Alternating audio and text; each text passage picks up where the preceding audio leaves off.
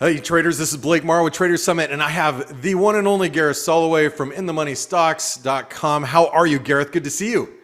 Good to see you too. I'm doing really well. How are you doing? I'm trying to enjoy the summer, but with this volatility, I'm enjoying it actually more than being on holiday. How about you? Yeah.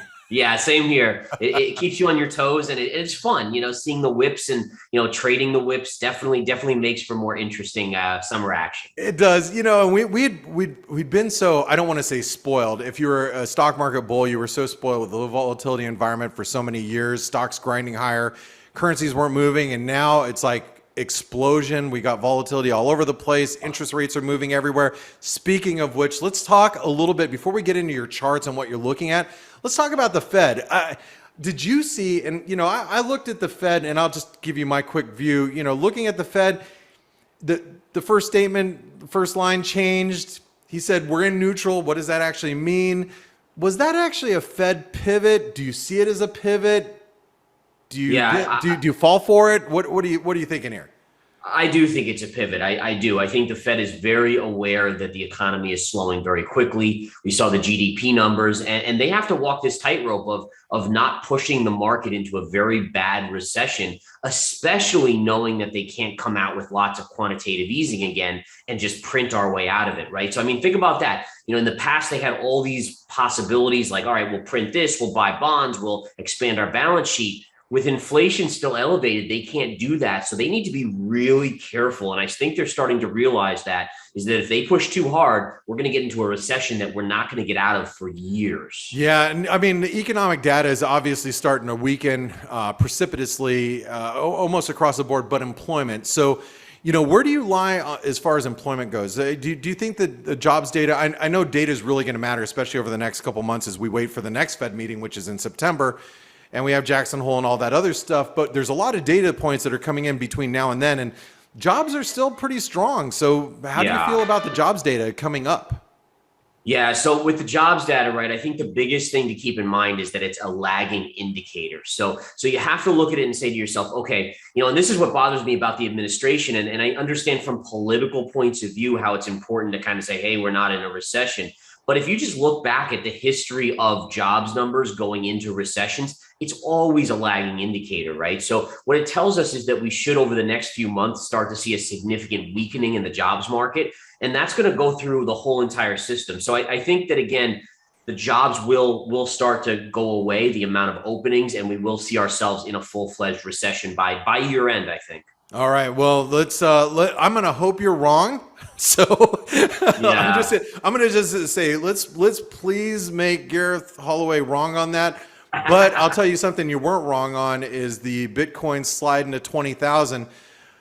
Bitcoin has slipped to 20,000. We got a little bit below it. You and I are technicians. And, I look at that 20,000 level is obviously big, but, we overshot some of the downside. But when you're looking at monthly, weekly charts, that should be a given. But let me ask you this. You got Bitcoin here trading around 24,000, just under 25,000. The bounces have been pretty meager thus far. How are you viewing Bitcoin now? Do you think that was it? Or do you think that we've got lower levels to go? What say you? So I still think that we ultimately, so my short-term outlook is still a little bit more upside, right? We're in this phase where people are starting to kind of get slightly bullish again. And going back to what you said about the overshoot to the downside, I hope investors and traders really understand that is super, super common. When you have everyone looking at a level and saying, oh, 19.5, the 2017 highs, that's going to be the bottom. That's where everyone's going to buy. Inevitably, markets always pierce those levels because they want to stop those people out that are buying. They want to scare people into not being able to buy. It's very, very common. So again, that's something. But again, in terms of Bitcoin itself, I do think we have a little bit more upside near term than another leg down, unfortunately. And again, I don't mean to be the bearer of bad news. It's what the charts are telling us, right? It's if you look at the chart, we have a clear kind of channel. In fact, if you don't mind, I'll love to show my chart here. Yeah, let's see it.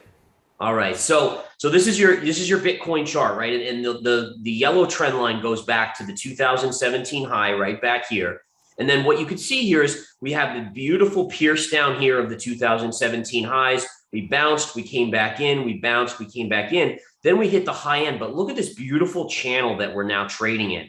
And again, I do think we could pierce this channel to the upside. So I have a couple short-term upside targets on Bitcoin. Number one, you have this level around 25.5. So that would just be a simple pierce. But I even think there's a small chance we could pierce and get to about 28,000 or so before you see the next leg down. And again, part of that is momentum. Part of that is people, as we stay above this level and grind up, more and more people will jump on the bullish bandwagon, which is actually needed. You need more bulls in the mix before you can have that next flush down, which will obviously be a catapult to them all kind of unloading at that point. But again, short-term bullish, mid-term bearish, long-term ridiculously bullish, Blake. I mean, I'm such a big fan of Bitcoin and the long-term, what it means. The same thing as I look back and I look at Amazon and I say, remember when Amazon almost went out of business in the dot-com bubble, and then look at it now. I mean, again, huge earnings just in the last day or so, $1.3 trillion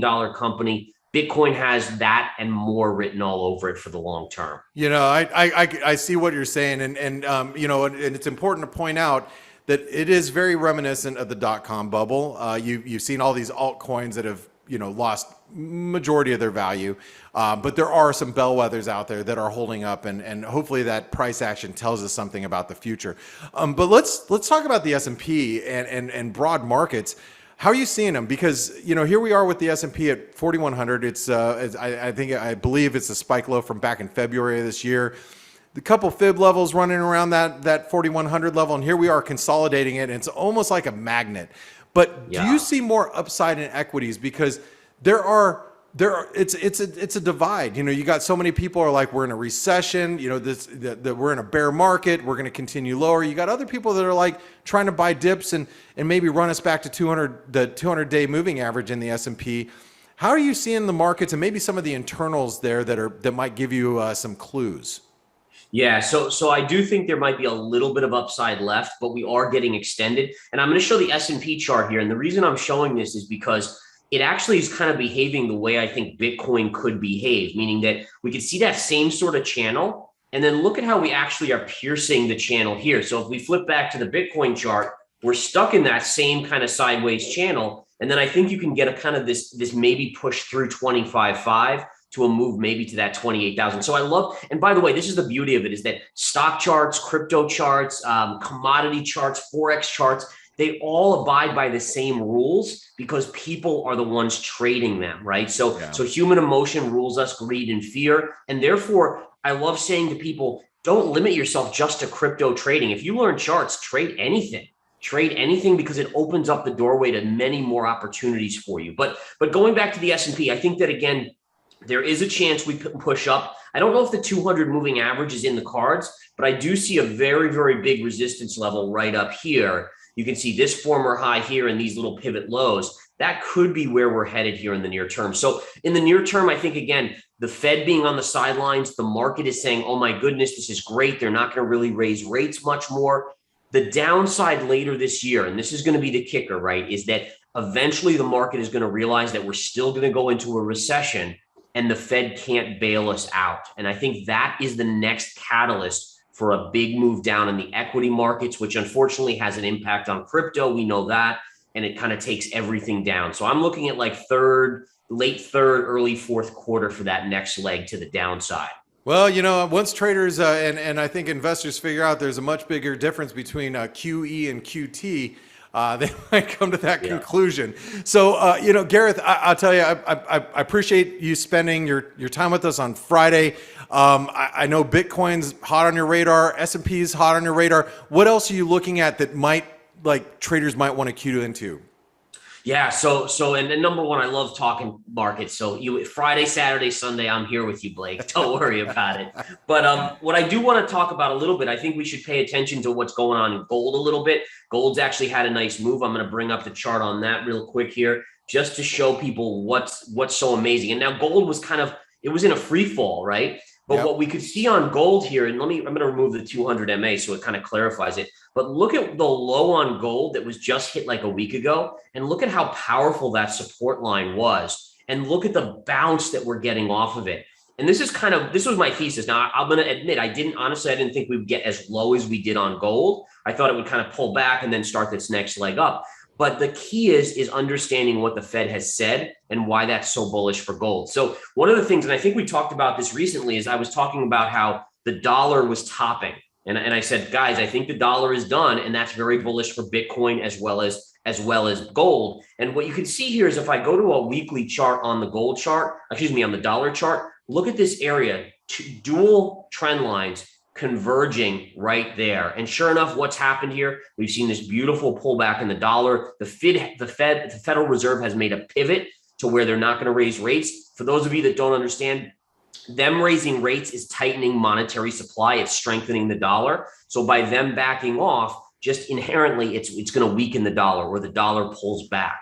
So that weakness in the dollar, again, makes gold very, very attractive here in the near term. And we've had a beautiful move up. So that's what I'm looking at right now. I will admit that I did take a position short the Nasdaq today. So again, QQQ, you can see the level here. Beautiful channel. We pierced the line. We touched this little pivot top. So I pulled the trigger on a little play by buying QID with our members. And so far, so good. We're actually seeing a nice little pullback. In fact, don't mind me, but I just want to take a look at that intraday. Hey, as a trader, look, I'm staring at quotes right now as we speak. So we're I know you're never not trading. It's like, oh wait, look over here. But yeah, I mean, bottom line is, I think again, a little pullback here, maybe a little bit more upside in the markets. But I think again, investors have to realize that this is a bear market. The Fed has told us it's a bear market. Until they actually start to print money again, I wouldn't necessarily trust bounces. It doesn't mean you can't play them, but just don't stick around for a long time. Don't say, oh, I'm going to hold for new all-time highs.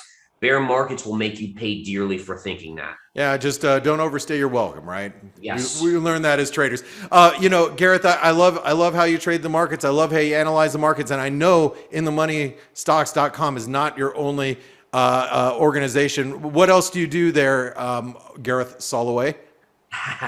So In the Money Stocks is mainly for stocks, ETFs, commodities. And then I have Verified Investing Crypto. We just closed out a trade today on Chainlink for, I think, 27%. So again, it's trade signals on crypto there, as well as videos, daily videos, where I just think the videos mean the most, because it's where I convey the knowledge and the education to people. And let's be honest, in bear markets, education is everything, right? Everyone thinks they're a genius in a bull market, right, Blake? And then the bear market makes us realize that we know nothing, or we know very little bit about how markets work and how sentiment works. And so that's important. I did launch, and I'm so thankful you're giving me this chance to just mention it. There's a new website where I did a 3-course series, an educational course, 20 hours of content. I poured my heart and soul into it.